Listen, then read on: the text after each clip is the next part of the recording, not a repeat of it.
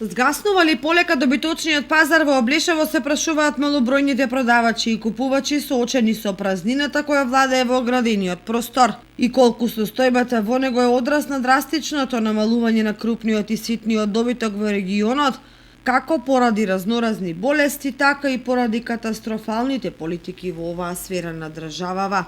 Уништија ги свињето, уништија ги кравите, уништија ги овците, дојдат присилно. Да ви ги одземе министри таму, кои там пуштат тие некои инспектори, да ви напишеме да ти го регистрира стадото. Од една страна да ви го утепаме. Утепат го, нема пари.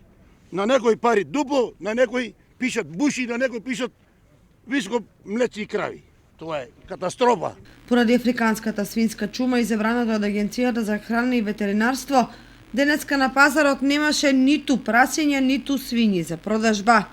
Одгледувачите се во паника што да им прават на веќе угоените свињи и на прасињата кои ниту може да ги чуваат, ниту да ги продадат.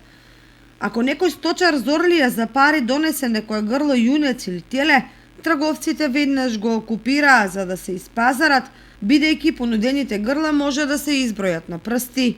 Веројатно поради тоа не се нудат ниту јагниња кои во откупот достигнуваат цена од 200 денари за килограм жива мера. Може би состојбата со добиточниот пазар во Облешево најсимволично ја отсликува чекањето ред пред комбето со бајат леп кој се купува во поголеми количини.